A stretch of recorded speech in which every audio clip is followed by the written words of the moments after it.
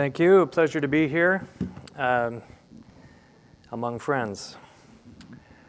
I titled the talk Sustainability and Legality Issues, and that may be split in two things apart that are pretty intricately related. And as I struggled to put this talk together, I realized that there is a lot of interweaving of concerns about wood, and what I'm trying to point out here are some of the resources that are available to people who are bringing these wood products to people that might want some assurance about sustainability and related issues.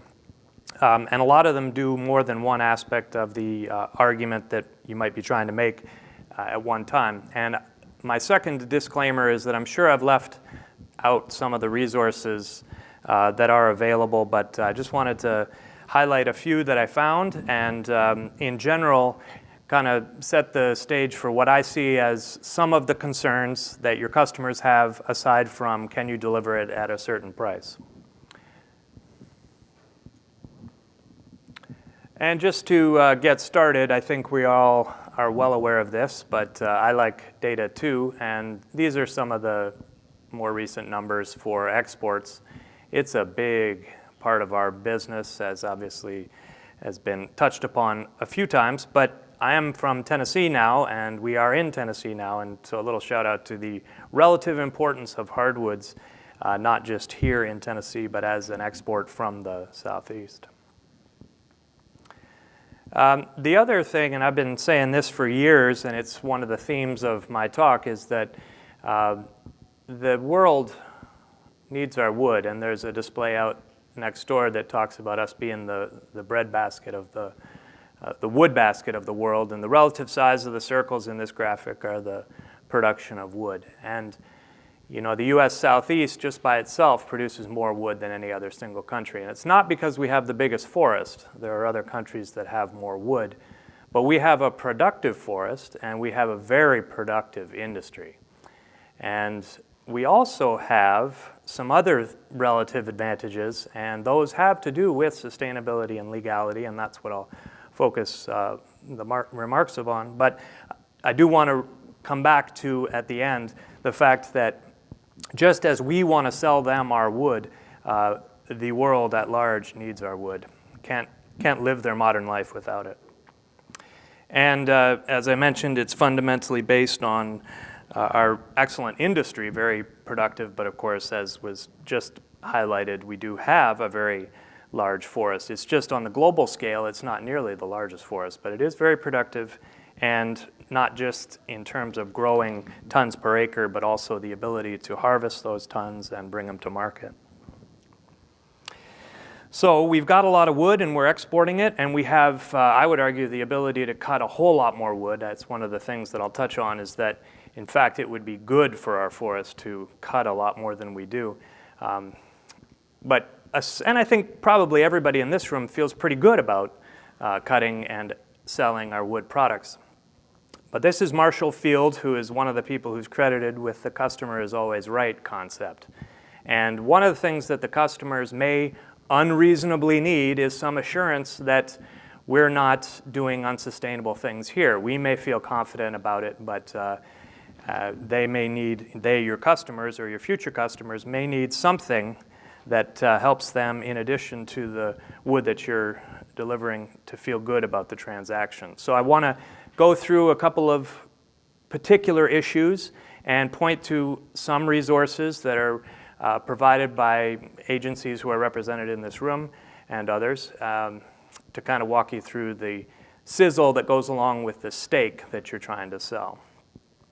So first, and there'll be a talk about this tomorrow, and I hope I don't get it wrong, but one of the more straightforward issues is related to phytosanitary restrictions. And when I say it's more straightforward, that doesn't mean that it's straightforward. It just means that relative to some of the other issues that I'll discuss, it's a little bit more easy to work with, especially on the pallet end of things. We do have pretty well universal agreement on how that works. But as was mentioned before about fumigation of logs, and that's been clamped down on by China, there are requirements that vary by country on terms of, and they vary over time, about what they require in terms of phytosanitary measures to make sure that you're not moving pests.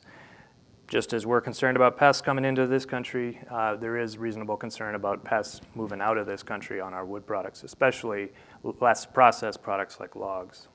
So if you want to know more about the details, come to the talk tomorrow with the APHIS representative who will walk you through the phytosanitary regulations. I do want to highlight that the National Hardwood Lumber Association does have a program that assists lumber exporters who are wishing to document that their kiln drying process is effective enough. Then you can look at their website and get some help with that. And Dana Spessert's here, and he can tell you the details on it.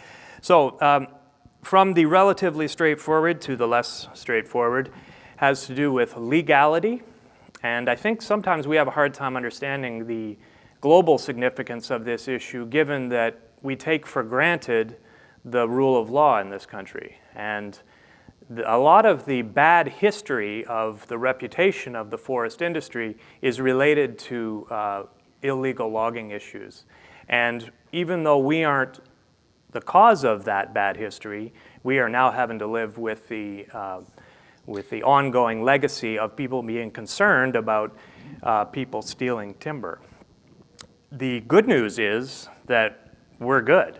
We can safely assume legality in this country, and the rest of the world has pretty well come to believe that. So it's actually gone from being something that we have to trouble to document, which is really irrelevant to our situation, but now to becoming something that we can use as a competitive advantage. So the United States got things rolling in terms of making this not something that was voluntary to document and to assure your customers about, but rather a serious legal requirement when they modified the Lacey Act to include wood products and other plant materials. And that rubbed some people the wrong way, but like it or not, it did have an impact on the business of dealing international wood. And the Europeans and some other major wood customers have come on with similar regulations with similar requirements, which is basically there isn't a straight form, but rather you have to document that your wood is legal. So in a sense, you have to prove your innocence. But we've got some good proof, and I'll give you an example here. This is the title page of the so-called Seneca Creek study. The Seneca Creek Associates, they were hired by AHMI to look at whether wood coming from the United States is, as we would assume, illegal, and that is what they showed. And that Seneca Creek study is used a lot to provide a basis for sustainability in the terms of legality. And so here's NHLA again. They'll write you a letter. You can ask Dana how you get a copy of this, but among the things there is reference to that study that says that wood can be assumed to be legal if it's coming from the United States. AHEC, the people who commissioned that study and who do a great job, and I'm not just saying so, I really think that they have done a lot to improve the world position of American hardwoods. And one of the things that we didn't really talk about, and I didn't mention just now, but the actual brand of American hardwoods is something special. So it's not just tons of wood fiber at the lowest cost, although those are important issues, and Russia has, as was mentioned before, the ability to produce a lot of wood fiber and get it to China and because of their geographical proximity. But I think one of the things that we have as a potential competitive advantage is the actual brand of American hardwoods. So that shout out to AHEC and their activities aside. Here is what they call an American Hardwood Environmental Profile, which has a number of things related to sustainability and legality, but you see the green box there, or maybe you can't, but I'm telling you it's there, and they again refer to that Seneca Creek study, which shows negligible risk for any U.S. hardwood for illegal logging. So that kind of blanket statement that if it comes from the USA, it's legal, that's a powerful tool when the world is getting more serious about preventing illegal logging and the unsustainable implications of that practice. Here's another one that, again, talks about legality in terms of, and in addition to other things. So this is the AHMI, Verified Legal Program. You'll see their logos again and again because they're, as I mentioned, there's a number of things that people are worried about or considering when they're talking about sustainability, and AHMI and others are trying to cover the bases. So you'll see theirs again, but they do have one that's specific to legality for their members. So it gets murkier now that we start to consider sustainable forestry. If you have foresters in the room, I think they might feel they could talk about things like sustained yield as being an indicator of sustainability. But there are definitely those amongst your customers, or at least voices in the countries that you will be exporting to, who don't interpret sustained yield or don't have any confidence that what a forester might consider to be okay is okay.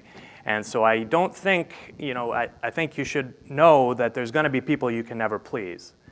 But there are steps that are taken to try and convince people that forestry and wood products are not the cancer eating away at the vital organs of the world's ecosystem.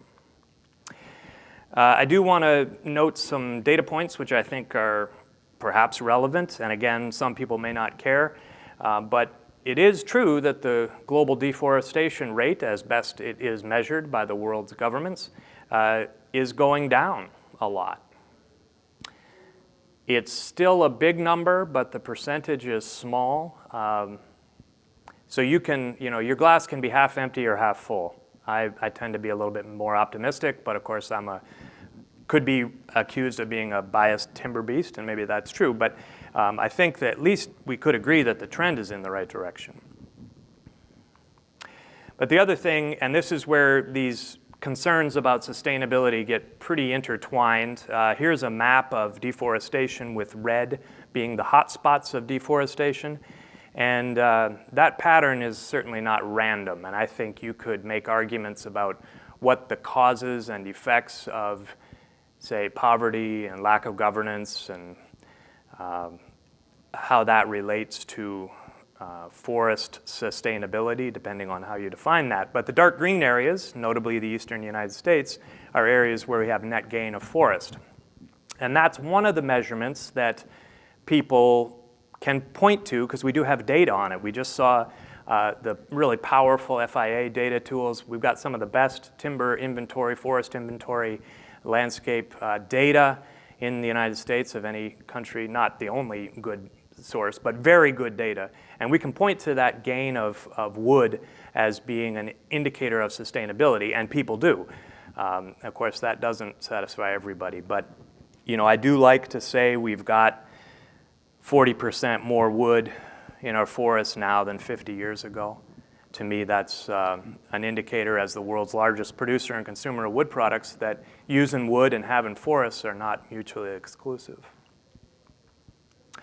So we've got all this good FIA data, and so we can use that. Here AHMI is using it as part of their Verified Sustainable program, where they'll point to the growth to drain or the growth to removals ratio for the wood that's being exported by their customers, their membership. AHEC with their American Hardwood Environmental I forget what the acronym is for again, but part of their very attractive handout is some FIA data shown graphically for the particular sourcing for the particular data. So it's kind of generic data in terms of where it comes from the FIA database. It's not specific to a mill or to a harvest site, but it's specific enough that it gives you an idea that these aren't just wishy-washy expressions of sustained yield and, in fact, excessive growth, but rather specific data. So it's attractive and based on some real information. So I think this is really a nice thing, and I encourage you to talk to Mike Snow about how his customers are using it. So certified, which I didn't start out with, but in a sense kind of started or crystallized a lot of the concern about environmental impacts of forest products production and things like that. It's tough to talk about, but I'll try. So The story starts, I think, about 20 years ago in Europe. It was the focus of concern amongst non-governmental organizations, environmentalists, about the future of the world's forests and how consumption patterns in the developed world were affecting forests in the source regions, which tended to be non-developed areas, or that was where they were focusing their attention. Forgetting for a moment that most of the world's wood supply comes from the developed world. But anyway, and I'll come clean, I'm not a big fan, but I do want to try and give them their, just tell you about it enough so that you can go to their website. Some customers, particularly in the paper end of things, that's where the market demand has been most successfully established. The programs where you have an eco logo, maybe the FSC logo or the PEFC, which is an umbrella organization which includes verification or support for recognition of the Sustainable Forestry Initiative or tree farm. These are meant to be ultimately an assurance that good forestry is being practiced on the ground. One of the issues is that good forestry, particularly in FSC's case, is defined by FSC, which if you're a professional forester, I'm not, but if you were, I might imagine would make you feel funny. Anyways, there's a lot to these programs, a lot of details. One of the significant things that I'll mention here is that there's a fairly significant and ongoing administrative commitment to participate in these programs. So if you believe in them or you don't believe in them, if your customer wants it, it can be challenging to provide this, particularly on the forest management certification. Controlled wood is allowed to be mixed in, but if you're going to be part of the so-called chain of custody, ultimately you do have to have arrangements with landowners who are going to be willing to support the administrative cost. And you do too if you're going to be part of the supply chain. So there's that challenge overlaid on the fact that the world's wood basket, the southern United States, is dominantly owned by small, independent, non-industrial forest landowners. So those landowners are less generally able or willing to participate in a system that requires a detailed management plan, administrative costs, third-party audits, et cetera, et cetera. So it makes it a challenge for the world's wood basket to document and administer a system of certification that can be then delivered to the final customer where they might want it.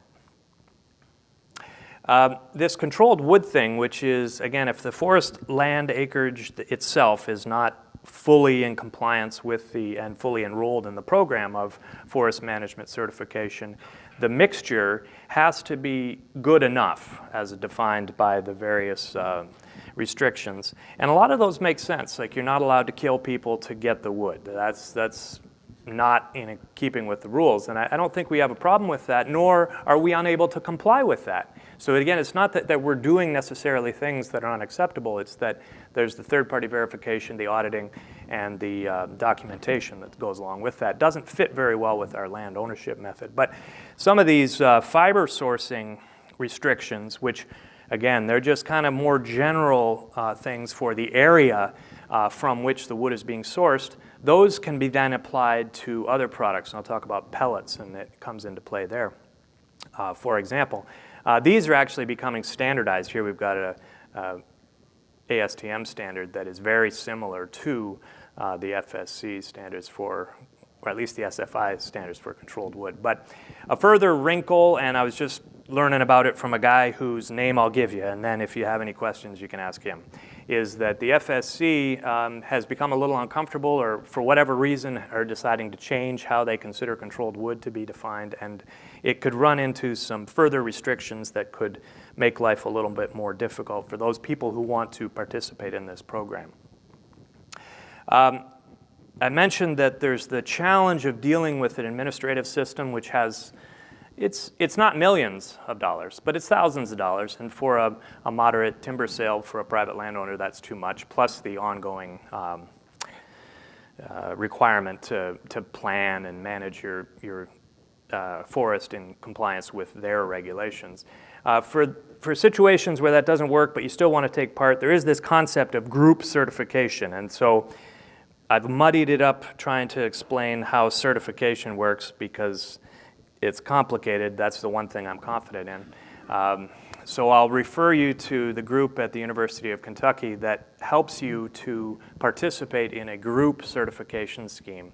They've got a number of options, and they know all the details. So Bobby Ammerman is your man if you want to talk to him at the Center for Forest and Wood Certification and learn how your company might be able to participate in supplying certified wood to the marketplace.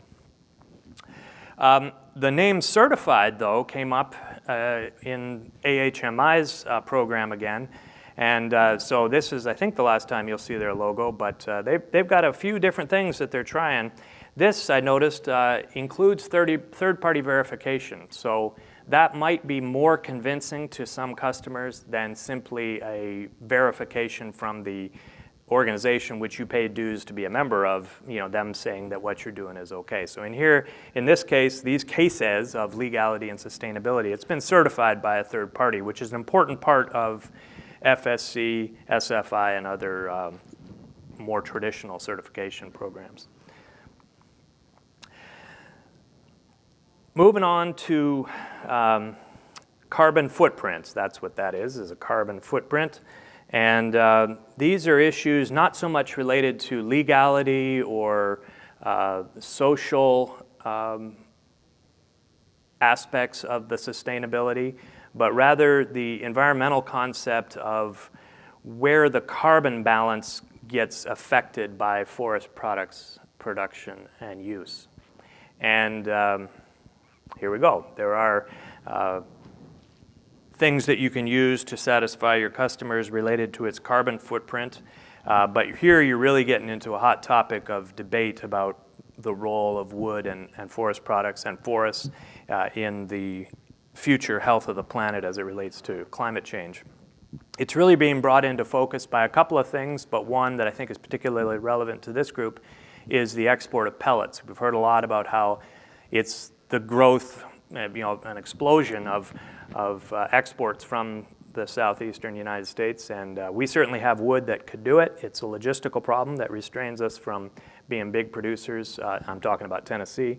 But there you see the increase in pellets, and it was already mentioned that this was in response to government directive in Europe. That's what makes it work. So the government directive is based on we need to have renewable fuels, non-fossil fuels, get rid of coal and use wood instead. Well, it makes sense to me, sort of, but it doesn't make sense to everybody, and I'll try and quickly highlight what the nature of the disagreement is and show you again some resources that help you to convince, or not convince necessarily, but satisfy the people who agree with you fundamentally that what you're doing is actually helping the carbon footprint and not hurting. So here we have the global carbon cycle, a little map I took from the internet, or a cartoon.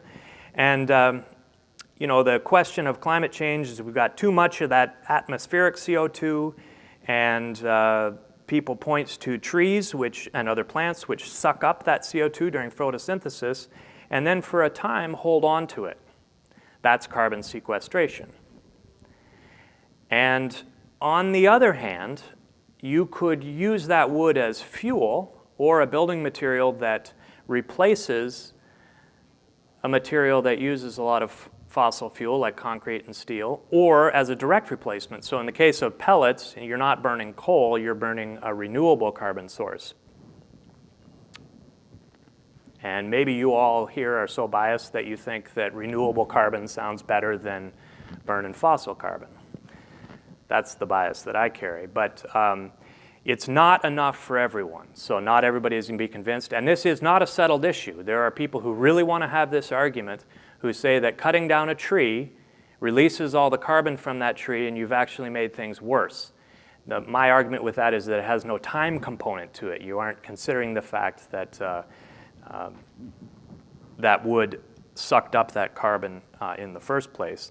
But most fundamentally, it's the what are you going to burn instead, or what are you going to manufacture that product out of instead, or what are you going to build that home on out of instead. And that's where I would like to see the argument going, and I see some evidence that it is. But to give you an idea of what I consider to be a ridiculous extreme of the contention of carbon sequestration that will just grow trees and store the carbon in them forever, this was an actual paper. He wasn't kidding, I checked. The idea was to cut all the trees in the world and bury them, and then that way you'd sequester that carbon for a long time because you bury them deep enough that the wood wouldn't rot. Well, I'm glad to hear you titter, because I did. I was like, well, I thought he was making a joke, as I said, but he wasn't. And but you know, it's the lack of thinking bigger than that. You know, if you killed all the trees or cut down all the trees and buried them, what are you gonna build your houses out of?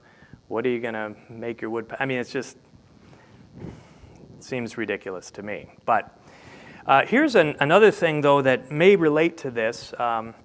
But I found it was interesting. So the dark red there means that those forests are almost full of carbon.